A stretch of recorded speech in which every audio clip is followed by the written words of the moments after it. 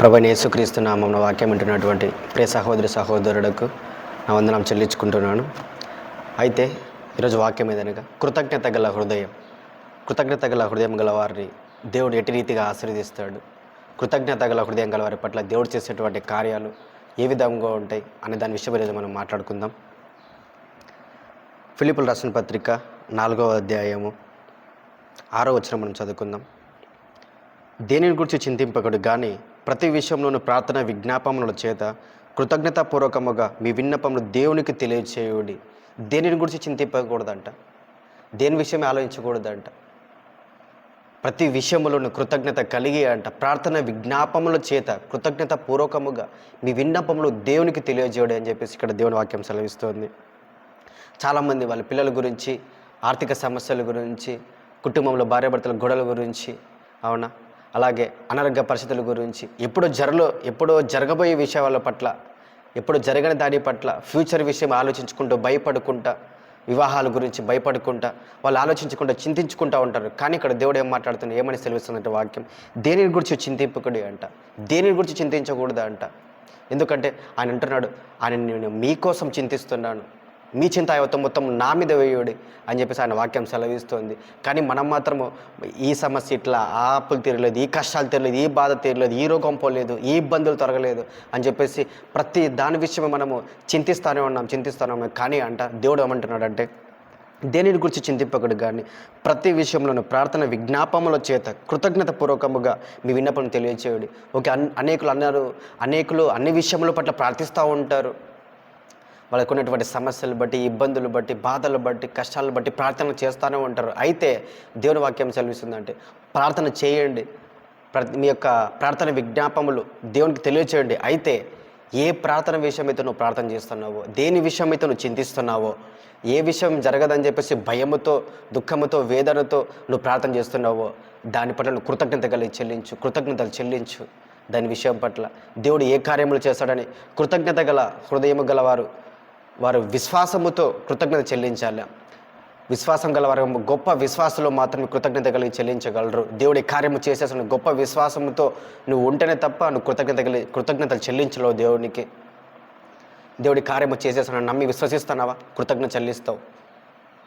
గొప్ప విశ్వాసులు తప్ప కృతజ్ఞత చెల్లించినటువంటి వ్యక్తులు చాలా తక్కువ మంది ఉన్నారు. గొప్ప విశ్వాసులే కృతజ్ఞతతో దేవుని స్తుతించి, దేవుని ఆరాధించి, దేవుడు చేశాడని నమ్మి కృతజ్ఞత చెల్లించాలి. అందుకే ఇక్కడ దేవుడు అంటున్నాడు, దేని విషయం చింతించకూడదు, ప్రార్థన విజ్ఞాపముల చేత అంట. దేని విషయం చింతించకూడదు.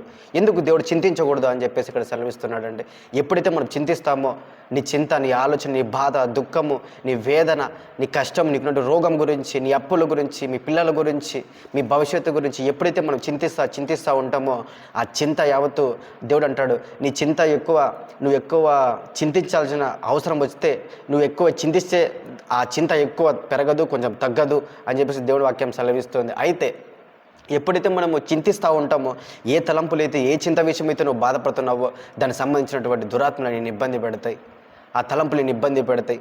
అందుకే చూడండి, ఈ లోకంలో వ్యక్తులు ఎక్కువ చింతించడం వల్ల వాళ్ళ చింత ఎక్కువై, ఈ చింతకి, ఈ యొక్క బాధకి, ఈ యొక్క పరిష్కారము లేక వాళ్ళ చింత ఎక్కువై వాళ్ళు సూసైడ్ లోకంలో చేసుకుంటున్నారు. లోకంలో ఎంతోమంది ఈ యొక్క అప్పుల బాధతో, అనేక కష్టాలతో, అనేక బాధలతో, అనేక మాటలు అని చెప్పేసి వాళ్ళ విషయం, తల్లిదండ్రులు ఒక మాటలు అని చెప్పేసి ఆ మాట విషయం గట్టిగా పట్టుకొని వాళ్ళ విషయం చింతించుకుంటా, ఏడ్చుకుంటా, బాధకుంటా వాళ్ళ చింత ఎక్కువై వాళ్ళు ఆ లోకంలో ఒక మరణానికి గురవుతున్నారు. వాళ్ళు ఇంతకాలం లోకంలో అనేకులు యేసును అంగీకరించిన ప్రతి ఒక్క విశ్వాసి దేవుడు చింతించకూడదు.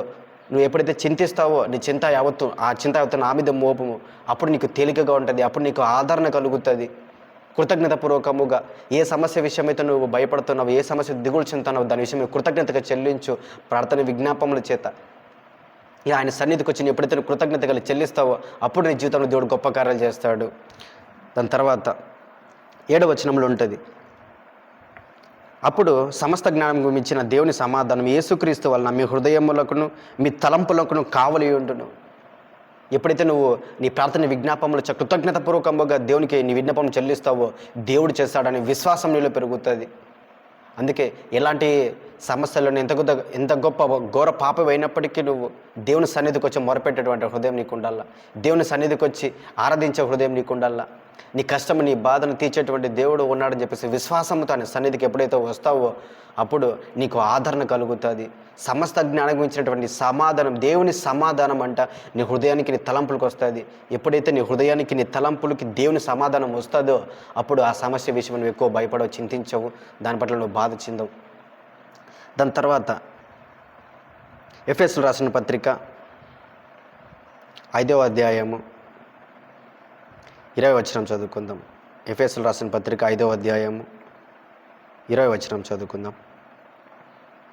మన ప్రభువైన యేసుక్రీస్తు పేరిట సమస్తమును గురించిన తండ్రి అయిన దేవునికి ఎల్లప్పుడూ కృతజ్ఞతాస్తు చెల్లించుడి. ఎల్లప్పుడూ అంట కృతజ్ఞత చెల్లించండి అంట. దేవుడు ఒక అద్భుతం చేస్తే కృతజ్ఞత చెల్లించేది కాదు. ఒక ఆశ్చర్యకరం దేవుడు చేస్తేనే, ఒక స్వస్థత దేవుడు ఇచ్చిన తర్వాతనే కృతజ్ఞత చెల్లించేది కాదు. ఎల్లప్పుడూ అంట, ఎల్లప్పుడూ దేవుని కృతజ్ఞత చెల్లించాలంట. ప్రస్తుతం మన దేవుడు మనల్ని ప్రేమించి ఇచ్చినటువంటి ఈ జీవితాన్ని బట్టి కూడా దేవునికి మనం కృతజ్ఞత చెల్లించాలంట. ఎప్పుడైతే కృతజ్ఞత కలిగి మనము దేవునికి కృతజ్ఞత చెల్లిస్తామో అప్పుడు మన జీవితంలో దేవుడు అనేక గొప్ప కార్యాలు చేస్తాడు, ఆశ్చర్యకార్యాలు చేస్తాడు. అందుకే అంటున్నాడు, మన ప్రభువైన యేసుక్రీస్తు పేరిట సమస్తమును గురించి తండ్రి అయిన దేవునికి ఎల్లప్పుడూ కృతజ్ఞతాస్తుతులు చెల్లించాలంట. కృతజ్ఞతాస్తు చెల్లించాలి ఎల్లప్పుడూ అంట. ఎల్లప్పుడూ దేవుడు ఏ కార్యం చేసినప్పుడు దాంట్లో కృతజ్ఞత, వెంటనే థ్యాంక్ యూ జీసస్, ప్రభా నీవు కార్యం చేసిన కృతజ్ఞతలయ్యా, ప్రభా నువ్వు అద్భుతం చేసినందుకు కృతజ్ఞతలయ్యా, ఈ స్వస్థత చేసినందుకు కృతజ్ఞతలయ్యా, ప్రభా నడిపిస్తున్న విధానం బట్టి కృతజ్ఞతలు వేసాయా అని చెప్పేసి యేసుక్రీస్తు పేరిట అంట తండ్రి అయిన దేవునికి కృతజ్ఞతాస్తుతి చెల్లించాలంటే. ఎప్పుడైతే మనం కృతజ్ఞత చెల్లిస్తామో దేవుడు అప్పుడు తన హృదయంలో ఎంతో సంతోషముతో, ఆనందముతో, నువ్వు ఏదైనా జరగకున్నప్పటికీ, ఏదైనా అద్భుతం జరగకున్నప్పటికీ నువ్వు దాని విషయమై ప్రార్థించి నువ్వు కృతజ్ఞత చెల్లించినావు కాబట్టి నీ కృతజ్ఞతను బట్టి దేవుడు గొప్ప కార్యాలు చేస్తాడు. కృతజ్ఞత గల గొప్ప విశ్వాసం గలవారు తప్ప కృతజ్ఞతలు ఎవరు చెల్లించలేరు. అయితే దాని తర్వాత ఆదికాండము చూద్దాం. ఆదికాండము 39వ అధ్యాయము. ఆదికాండము 39వ అధ్యాయము 8-9 వచనాలు చూద్దాం. అయితే దాని తర్వాత 6వ వచనం చూసుకుందాం. ఆదికాండం 39వ అధ్యాయము 6వ వచనం చదువుకుందాం. అతడు తనకు కలిగినదంతా యోసేపు చేతికి అప్పగించను. తాను ఆహారము తినడు తప్ప తనకేమీ ఉన్నదో లేదో విచారించిన వాడు కాడు. యోసేపు రూపవంతుడును సుందరుడైన ఉండెను. అటు తర్వాత అతని యజమానుని భార్య యోసేపు మీద కన్ను వేసి తనతో శయనించుమని చెప్పాను. 8వ వచనంలో అతడు ఒప్పక, యజమానును తనకు కలిగినదంతా నా చేతికి అప్పగించను కదా, నా వశమున్న తన ఇంటిలో ఏమి ఉన్నదో అతడు ఎరుగడు. ఈ ఇంటిలో నాకంటే పైవాడు ఎవడనూ లేడు. నీవు అతని భార్యమైనందున నిన్ను తప్ప మరి దేనినైనా నాకు అప్పగింప ఉండలేదు. కాబట్టి నేను ఇట్లు ఇంత ఘోరమైన దుష్కారము చేసి దేవునికి విరోధముగా పాపము కట్టుకుందునని తన యజమానుని భార్యతో అనెను. దేవుడు చూడండి, ఇక్కడ యోసేపు భయంకరమైనటువంటి ఆ యొక్క దేవుడు ఇచ్చినటువంటి వాగ్దానం పట్ల, అవునా, ఆ సూర్యచంద్ర నక్షత్రములు సాగిల పడతాయని చెప్పేసి తన యొక్కనటువంటి దేవుడు ఆ యొక్క యోసేపుకి ఒక దర్శనం ఇచ్చినప్పుడు ఆ దర్శనాన్ని నమ్మి దాని తర్వాత ఆ దర్శనము పట్ల ఎన్నో శ్రమలు, ఇబ్బందులు ఎదుర్కొని దాని తర్వాత వాళ్ళ అన్నదమ్ములు ఆ గుంటలో పడివేసి అటు వెళ్తున్నటువంటి ఐగుప్తులకు అమ్మేసిన తర్వాత తన చెరసాల్లో ఉండి చెరసాల్లో బంధింపబడి ఆ చెరసాలకు ఉన్నటువంటి యజమానునికి యోసేపు మీద దయ కలిగి దాని తర్వాత యోసేపుని తీసుకొని వచ్చి తన ఇంట్లో పెట్టుకున్న తర్వాత అంట యోసేపుకి అంట ఆ యొక్క యజమానుడు సమస్తమును యోసేపు చేతికి అప్పగించినట్టంట. సమస్తము ఆ యోసేపు చేతికి ఏది ఉంది, ఇంట్లో ఏది లేదు, ఏం జరుగుతుంది, ఎంత ఆహారము ఉంది, ఎంత బంగారు ఇంట్లో, మన ఇంట్లో ఎన్ని వస్తువులు ఉన్నాయి, ఏం జరుగుతుంది అని సమస్తము యోసేపు చేతికి అప్పగించినప్పుడు అంట యోసేపు కృతజ్ఞత కలిగి ఉన్నాడంట. ఆ యొక్క యజమానుని పట్ల కృతజ్ఞత కలిగి ఉన్నప్పుడు అప్పుడు అంట 7వ వచనంలో అటు తర్వాత అతని యజమాని భార్య యోసేపు మీద కన్ను వేసి తనతో శయనించమని చెప్పాను. ఆ యజమాను భార్య అంట యోసేపుతో నాతో పాపము చేయమని చెప్పినప్పుడు అంట యజమానుడు అప్పుడు యోసేపు అంటున్నాడు, అయితే అతడు ఒప్పక, యజమానుడు తనకు కలిగినదంతా నా చేతికి అప్పగించను కదా, నా వశమున తన ఇంటిలో ఏమి ఉన్నదో అతడు ఎరగడు. ఈ ఇంటిలో నాకంటే పైవాడు ఎవడిని లేడు. ఒప్పుకోలేదంట యోసేపు. ఒప్పక అంట అంటే నా యజమానుడు నాకు ఇంట్లో ఏది ఉందో ఏది లేదో యజమానికి కూడా తెలియదు. సమస్తం యజమాని నా చేతికి అప్పగించినాడు. అప్పగించినటువంటి యజమానునికి నిన్ను తప్ప నాకు సమస్తమును అప్పగించినాడు కాబట్టి నేను ఈ యొక్క పాపం నేను చేయను, ఈ తప్పు నేను చేయను అని చెప్పేసి యోసేపు తన కృతజ్ఞత గల హృదయం తన యజమానుని పట్ల కనపరుచుకుంటున్నాడంట. అందుకే దేవుడు యోసేపుని అంచెలంచెలుగా ఆశీర్వదించి ఆ కృతజ్ఞత కలిగినటువంటి హృదయం కలిగి ఉన్నాడు. కాబట్టి యోసేపుని దేవుడు అంచెలంచెలుగా ఆశీర్వదించి హెచ్చించి ఆ రాజుల యొక్క స్థానంలో దేవుడు ఆ యొక్క ఫరోగా ఆ రాజు తర్వాత రాజుగా యోసేపుడు దేవుడు నిలబెడతాడు. ఎవరైతే కృతజ్ఞత హృదయం కలిగి జీవిస్తారో దేవుడు వాళ్ళకి ఒక స్థానాన్ని ఇస్తాడు, దేవుడు ఒక గొప్ప హెచ్చింపుని ఇస్తాడు. దేవునికి ఇచ్చిన దాంట్లో నమ్మకంగా కలిగి కృతజ్ఞత కలిగి దేవునికి ఇచ్చినటువంటి దాన్ని దేవునికి నువ్వు ఆ పంట తీసి దేవునికి ఇచ్చినావా, ఆ కృతజ్ఞత గల హృదయంతో దేవునికి ఇచ్చినావా, దేవుడు ఖచ్చితంగా నేను ఒక స్థానంలో నేను ఆశీర్వదిస్తాడు. దేవుని ఒక ఉన్నతమైన స్థానంలో దేవుడిని నిలబెడతాడు. అంతేనాడు. ఎన్ని శోధనలు వచ్చినప్పుడు ఆ యోసేపు ఆ శోధనను తిరస్కరించినాడు. ఎందుకంటే కృతజ్ఞత గల హృదయం తన యజమానుడి కంటే ముందుగా తన దేవునికి. ఎందుకంటే మనం పాపం చేసేటప్పుడు యజమానులు ఉండొచ్చు, ఎవరు మనుషులు ఉండొచ్చు, లేకపోవచ్చు. కానీ ఈ యొక్క యోసేపు దేవుని పట్ల భయభక్తులు కలిగి దేవునికి కృతజ్ఞత కలిగి ఉన్నాడు.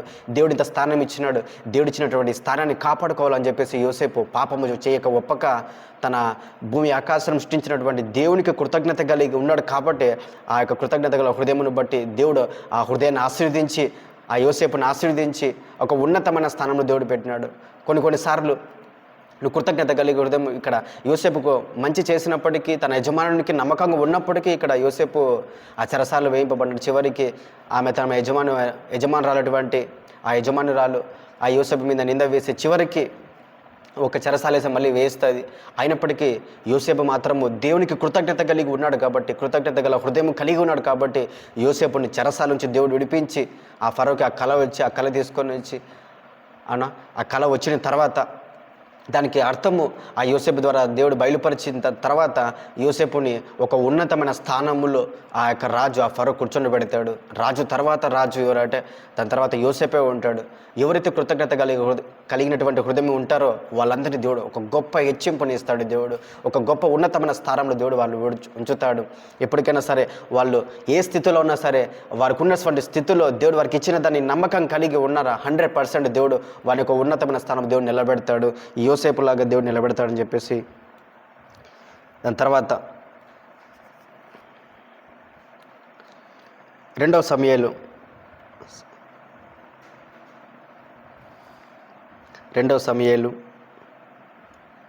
12వ అధ్యాయము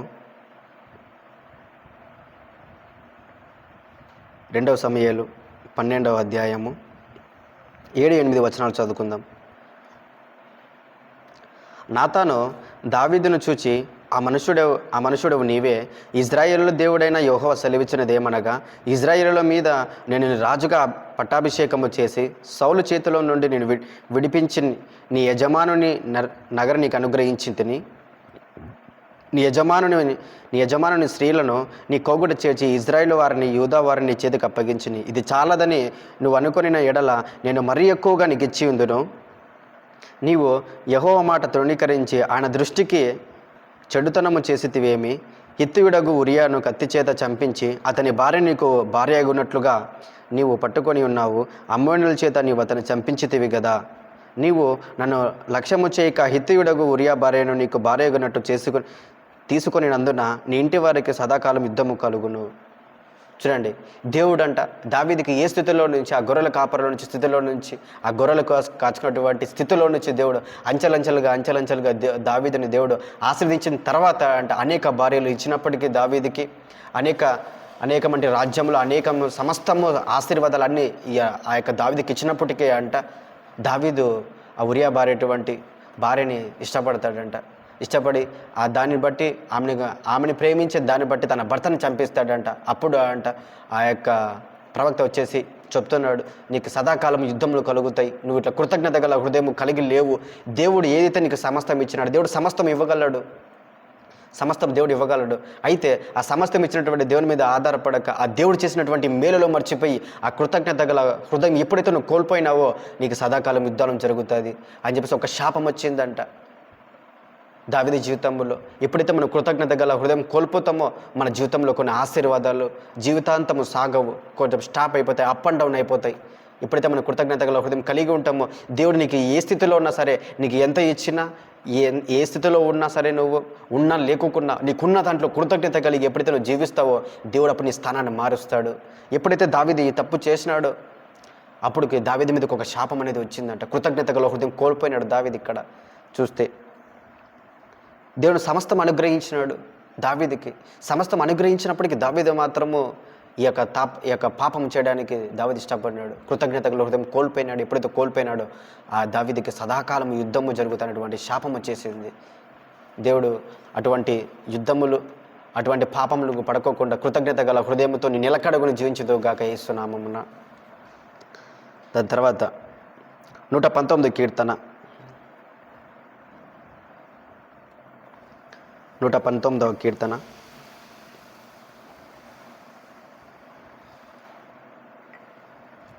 62వ వచనం చదువుకుందాం. న్యాయమైన నీ విధులను బట్టి నీకు కృతజ్ఞతాస్తు చెల్లించుటకు అర్ధరాత్రి వేళ నేను మేల్కొనవాడను. అర్ధరాత్రి వేళ అంట దేవునికి కృతజ్ఞతాస్తు చెల్లిస్తున్నాడంట. ఆయన యొక్క న్యాయములు నిజమైనవి, ఆయన న్యాయములు తీర్పులు నిజమైనవి, సత్యమైనవి అని చెప్పేసి దావీదు అర్ధరాత్రి వేళ అంట దేవునికి కృతజ్ఞతాస్తు చెల్లిస్తున్నాడంట దేవునికి దావీదు. అంటే దావీదు జీవితంలో మన బైబిల్లో ఎక్కువ కృతజ్ఞత గల హృదయం ఎవరికి ఉందంటే ఒక దావీదుకు మాత్రమే ఉంది.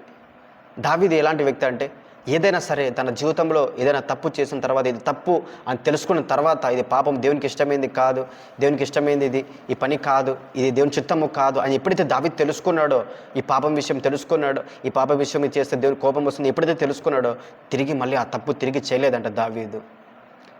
నీ జీవితంలో ఎన్నో తప్పులు నీకు తెలిసినప్పటికీ, ఎన్నో అద్భుతాలు దేవుడు చేసి ఒక గొప్ప స్థానం నీకు ఇచ్చినప్పటికీ చాలామంది అనేక జీవితాల్లో, విశ్వాస జీవితంలో చేసిన తప్పు మాటికి చేస్తూనే ఉంటాడు. కానీ దావీదు మాత్రం అలా చేయలేదంట. దేవుడు ఏదైతే ఇది దేవునికి ఇష్టమో కానీ పాపమని తెలుసుకున్నాడో అప్పటి నుంచి దావీదు అంట ఆ తప్పు మళ్ళీ చేయడంట. చేసినటువంటి తప్పు మళ్ళీ రిపీట్ చేయడంట పాపాలు. అందుకే దావీదు అంటున్నాడు, న్యాయమైన నీ విధులను బట్టి నీకు కృతజ్ఞత చెల్లించుటకు అర్ధరాత్రి వేళ నేను మేలుకొని వాడను. అర్ధరాత్రి మేలుకొని దేవునికి కృతజ్ఞత చెల్లిస్తున్నాడంట. దేవుడు ఇచ్చినటువంటి స్థానాన్ని బట్టి, తన తప్పుని తెలుసుకున్న తర్వాత దేవుడు ఎంత కృపగల దేవుడో, ఎంత ప్రేమగల దేవుడో అని చెప్పేసి ఆయన ప్రేమను బట్టి, ఆయన చేసిన అద్భుతాలను బట్టి, ఆయన చేసిన ఆశ్చర్యకారాలను బట్టి, దేవుడు చేసినటువంటి మేలును బట్టి దావీదు అంట కృతజ్ఞత చెల్లిస్తున్నాడంట. న్యాయమైన విధులను బట్టి అంట. ఆయన మాట న్యాయమైన దేవుడు, కనికరంగల దేవుడు, అద్భుతాలు చేసే దేవుడు, క్షమించు దేవుడు, తిరిగి కట్టు దేవుడు, ఆశ్చర్యకరుడు, అద్భుతాలు చేసే దేవుడు అని చెప్పేసి ఆయన న్యాయ విధుల గురించి జ్ఞాపకం చేసుకొని కృతజ్ఞత చెల్లిస్తున్నాడంట దావీదు. లాంటి కృతజ్ఞత గల హృదయం దేవుడు మీకు అనుగ్రహించును గాక. ఆమేన్. తర్వాత ఇదే కీర్తనల గ్రంథము 19వ అధ్యాయము 12-13 వచనాలు చదువుకుందాం. తన పొరపాటులు కనుగొనగల వాడెవడు? నేను రహస్యముగా చేసిన తప్పులు క్షమించి నన్ను నిర్దోషిగా తీర్చుము. దురాభిమాన పాపంలో పడకుండా నీ సేవకుని ఆపము, వాటిని నన్ను ఏలనీయకము. అప్పుడు నేను యథార్థవంతుడిని అధిక ద్రోహం చేయకుండా నిందారహితుడనగుదును. హల్లెలూయా. ఇక్కడ దేవుడు అంటున్నాడు ఏమంటే, తన పొరపాట్లు కనుగొనగలవాడేవాడు నేను రహస్యంగా చేసిన తప్పులు క్షమించి నన్ను నిర్దోషిగా తీర్చుము. దురాభిమాన పాపంలో పడకుండా అంట. దురాభిమాన పాపంలో పడకుండా నీ సేవకుడైన నన్ను ఆపుము అంట. దావీదు ప్రార్థన చేస్తున్నాడు, ప్రభువా దురాభిమాన పాపం, ఎక్కువ పాపం నేను పడిపోకోకుండా నన్ను ఆపు ప్రభువా. మనం కంట్రోల్ ఉండడం కాదు, దేవుడు దావీదు మీద ఆధారపడి, దేవుని ఆత్మ మీద ఆధారపడి నన్ను ఆపయ్యా, నేను ఆ తప్పు చేయకోకుండా, ఆ పాపం చేయకోకుండా నన్ను ఆపు ప్రభువా అని చెప్పేసి దావీదు ఇక్కడ మొరపెడుతున్నాడు దేవునికి. వాటిని నన్ను ఏలనీయకు, ఆ పాప నన్ను ఏలనీయద్దు. ఎందుకు తెలుసా? దేవుడు ఒక పొజిషన్, నాకు ఒక గొప్ప స్థానము, ఒక ఉన్నతమైన దేవుడు స్థానం నాకు ఇచ్చిన తర్వాత ఆ పాపం నన్ను ఎలనీయొద్దయ్యా, దురాభిమాన పాపంలో పడకుండా నన్ను ఆపుపోయా ప్రభువా యేసయ్య అని చెప్పేసి ఇక్కడ దావీదు మొరపెడుతున్నాడు దేవునికి. దావీదు అంట దురాభిమాన పాపంలో పడుకోకుండా నన్ను కాపాడయ్యా, నన్ను ఏలు ప్రభువా, వాటిని నన్ను ఏలనీయకు. అప్పుడు నేను యథార్థవంతుని అధిక ద్రోహం చేయకుండా నిందారహితుడనగుదును. అధిక తప్పులు నేను చేయకోకుండా నేను ఆగిపోతానయ్యా అని చెప్పేసి తనకున్నటువంటి ఆ బలహీనతలు విషయమై బయటికి ప్రార్థన చేస్తూ దావీదు కృతజ్ఞత గల హృదయం కోల్పోకోకుండా నేను నిలకడగా జీవించాలని చెప్పేసి దావీదు ఇక్కడ మొరపెడుతున్నాడు. దావీదు లాంటి హృదయం దేవుడు మీకు అనుగ్రహించును గాక. ఆ కృతజ్ఞత గల హృదయం దేవుడు మీకు అనుగ్రహించును గాక. దాని తర్వాత యోహాను సువార్త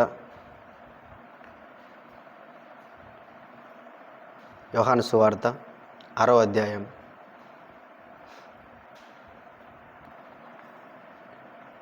11వ వచనం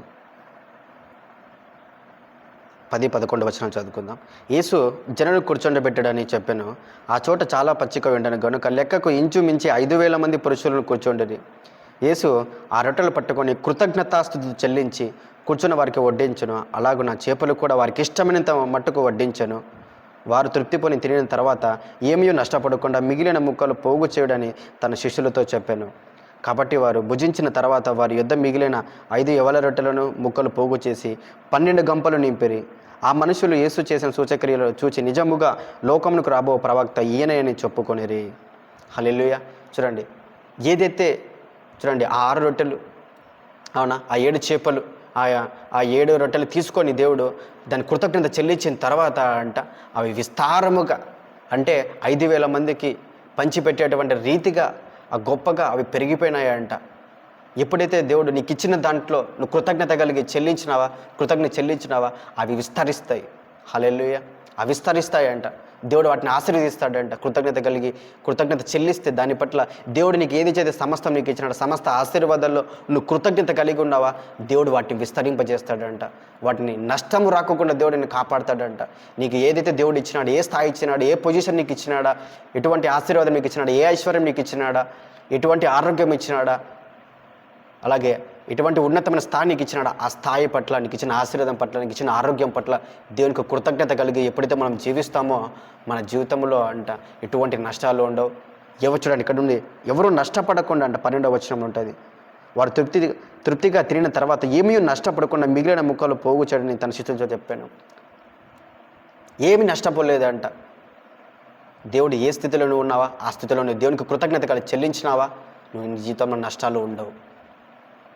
నీకు ఇచ్చినటువంటి జీవితాన్ని, నీకు ఇచ్చినటువంటి ఆశీర్వాదాన్ని, నీకు ఇచ్చినటువంటి ఐశ్వర్యమును, నీకు ఇచ్చిన ఆరోగ్యాన్ని జీవితాంతం కొనసాగించాలా.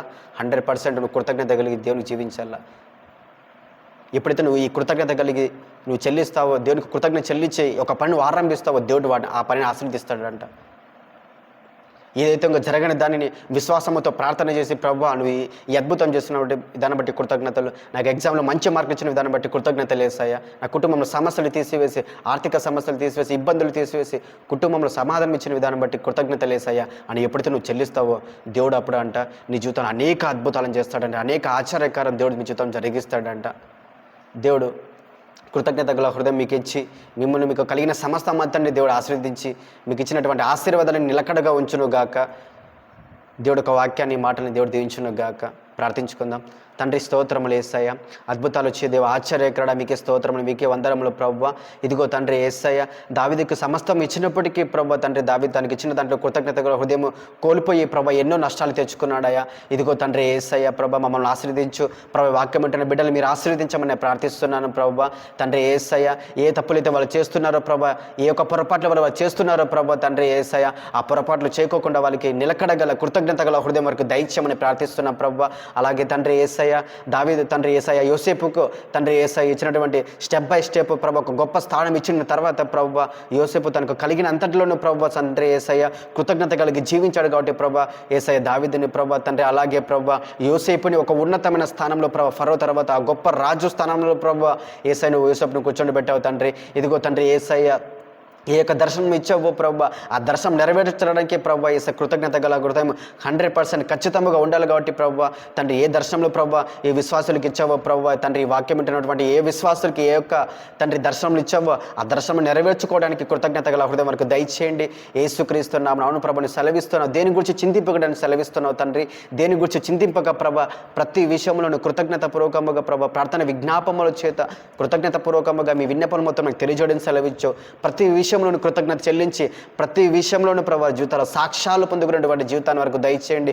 కృతజ్ఞత గల హృదయం గల వారిని ఆశీర్వదిస్తున్నావు ప్రభావ, వారిని ఆశీర్వదించు, వారి హృదయాన్ని ఆశీర్వదించు. అవును ప్రభావ, ఎప్పుడైతే ప్రభావ దావీదు తన తప్పు తెలుసుకున్నాడో తండ్రి యేసయ్య, ఆ తప్పుని చేసిన తప్పు మళ్ళీ చేయక ప్రభావ కృతజ్ఞత గల హృదయముతో తండ్రి యేసయ్య అర్ధరాత్రి వేళ ప్రభావ నీ న్యాయ విధులను జ్ఞాపకం చేసుకొని, నీ మాటలను జ్ఞాపకం చేసుకొని ప్రభావ దావీదు నీకు కృతజ్ఞత చెల్లిస్తున్నాడయ్యా. అలాంటి హృదయంని ప్రభావ, దావీదు లాంటి కృతజ్ఞత గల హృదయంని ప్రభావ సంఘంలో అనేకులకు దయచేయమని ప్రార్థిస్తున్నాం. అనేక విశ్వాసులకు దయచేయండి మనం ప్రార్థిస్తున్నాం ప్రభావ. వారి హృదయాన్ని దీవించు, వారి హృదయాన్ని మీరు ఆశీర్వదించమని ప్రార్థిస్తున్నాం ప్రభావ. యేసు నామమున కృతజ్ఞత కలిగి జీవించడం ద్వారా ప్రభావ వారి జీవితంలో ప్రభావ ఎటువంటి తండ్రి యేసయ్య అవకతవకలు లేకోకున్నట్లుగా ప్రతి విషయంలోనూ ప్రభ సమృద్ధి గల వారగట్లుగా ప్రభు వారికి ఇచ్చినటువంటి ఆశీర్వాదం, వారికి ఇచ్చినటువంటి ఉన్నతమైన స్థానంలో, వారికి ఇచ్చినటువంటి జాబ్లో ప్రభు తండ్రి యేసయ్య వారి కృతజ్ఞత కలిగి జీవించేటువంటి జీవితాలు వరకు దయచేయండి. యేసయ్య సంఘం అంతటి మీరు మహిమకరంగా ఆరంభించి తన మహిమకరంగా నువ్వు లేవనెత్తి ప్రభ తండ్రి వాక్యం అంటున్న ప్రతి ఒక్క జీవితంలో కృతజ్ఞత బుద్ధి పుట్టించి తండ్రి యేసయ్య దావీదులాగా, యోసేపులాగా తండ్రి యేసయ్య గొప్ప స్థానంలో ప్రభ ఎదిగేటువంటి జీవితాన్ని ప్రభ కృపలను తండ్రి యేసయ్య వాక్యం అంటున్న ప్రియ సహోదరికి దయచేయమని నజరేయుడైన యేసుక్రీస్తు నామమున ప్రవచించి ప్రార్థిస్తున్నాము తండ్రి. Amen, amen, amen. Praise the lord to all.